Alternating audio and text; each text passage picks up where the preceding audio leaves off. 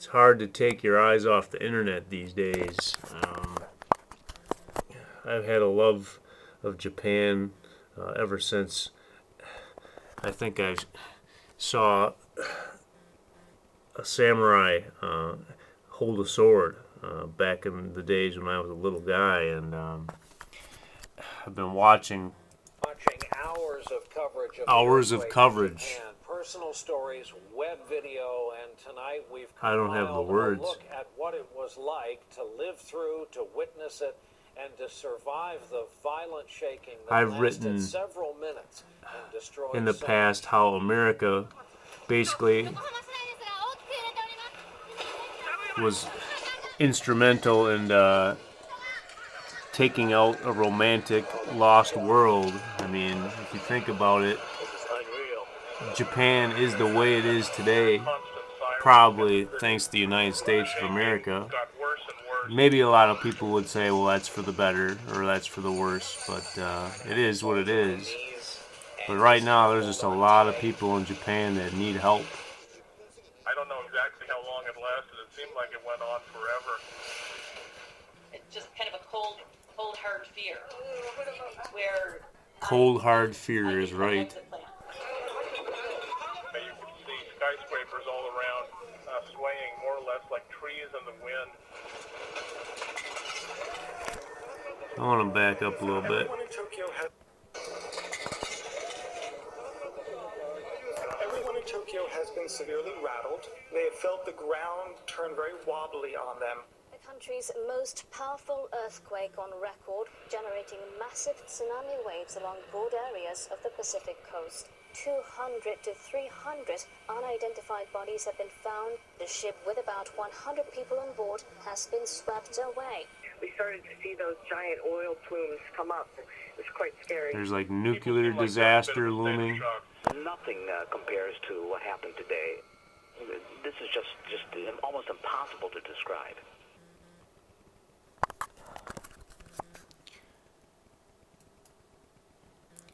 I don't know what to say. I gotta.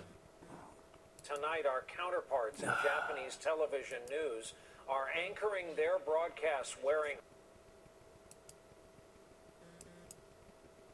hard hats because of falling debris in their newsrooms and studios. But Japanese television also played a crucial role in this disaster, broadcasting 30 seconds advance warning and blanket coverage since the opening moments of the quake. Our NBC News Tokyo Bureau Chief Arata Yamamoto continues our coverage. And Arata, I heard you in the middle of the night U.S. time on MSNBC's live coverage say you were watching television, you got notice, which is very rare, enough time, 30 seconds to take cover or leave structures for some people. That's right, Brian. We were watching the parliamentary session, and on the screen flashed a warning saying that a big earthquake was hitting Japan. And shortly after that, 30 seconds afterwards, we started to feel the shake. The shake was it got to be so big that you couldn't stand without losing your balance. It's hard to see a beautiful sunny day on the side street where we've set up shop, but is the rest of the country in kind of a state of suspended animation? I've seen pictures of the bullet train just frozen in place on its tracks. Yeah, that's correct. People are still stranded in train stations, even here in Tokyo. People are still dazed, especially since we don't know the full scale of the damage that this tsunami earthquake has caused. And Arata, in Tokyo itself, we saw buildings absolutely swaying back and forth. The damage, of course, much less in the city than it is in the agricultural zone to the north, correct? That's correct. But the buildings did shake quite a bit here. Arata Yamamoto is our longtime bureau chief in Tokyo. We'll be relying on you as part of our coverage in the days and weeks to come. Thank you very much after a long night for being with us. Now, it's kind of a change of subject, but I kind of forced my hand with my purchase this year. for some reason or another, every time I do my taxes, and I have done my taxes, and I'll probably will talk about my tax return on another Brave video. But in fact, I was planning on maybe talking about it today, but all this news with Japan and the chaos and turmoil going on overseas has kind of changed my mind. It's hard to be an ostrich with your head in the sand when you surf the internet every day, and I've just been watching these videos over and over and over again about the terrible atrocity and, you know, act of nature. Us people, we're pretty small potatoes when it comes to the power of nature. The pen is mightier than the sword. That is true, but earthquakes that are over 8.0 on the Richter scale, yeah, I think they're, you know, more powerful than pens, swords, nuclear bombs, everything. We are all on the stage, but when the stage starts to buckle and shake underneath your feet, the powerful play, it kind of stops for a while. So, what do I want to do? I want to go to my eBay. I decided to buy myself my one impulse item just a few moments ago before I started this video. And here it is. Instant immersion.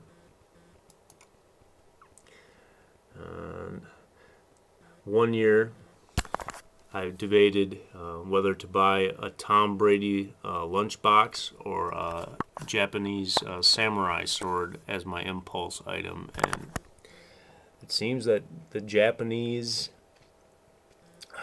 theme really goes with my income tax return. Hopefully in less than a week I will have the instant immersion Japanese software levels 1, 2, and 3 here in my clutter, and I can start teaching myself Japanese. I think I've said, I don't know how many times, like, you can do anything you put your mind to, but some things are harder than others. Like me going and fixing Japan by myself, not going to happen. It's not going to happen. I don't care how many $2 bills I take or how big a lunch I pack. I cannot do that alone. But I could maybe teach myself Japanese. That would probably be a very challenging undertaking, but not an impossible one by any means. I think I've done things that are more impossible than that. So I'm hoping that with the way the world is, the way with the job economy is, the way with, you know, just, I don't know, maybe I have too much time on my hands. Maybe that's the answer. But my guess is that the world will be a better place if I could speak Japanese. I think that's a true statement. The Japan culture, I talk about samurais and ninjas a lot, of course, because two of my favorite subjects. I've studied soldiers throughout the years, and quite an opposite, I guess, code of ethics, mentality, code of honor between the samurai and the ninja. So, you know, of all the best soldiers in the world, of course, you have your Navy SEALs and you have your Marines. I mean, you have your samurai and you have your knights of old and you have your ninjas. And I know that there are a lot of soldiers in Japan that are helping people right now. United States soldiers stationed in Japan, and they're helping out as best they can. And I wish I could be there. I wish I could be there right now. And I wouldn't. I might be able to say hello, arigato. That'd be about it, though. So if I wanted to speak the language, I'd be kind of out of luck. But when people need help, that's like a universal language. You know, when people are crying, when people are shaking in fear, like, that's a universal sign, and I know how to help.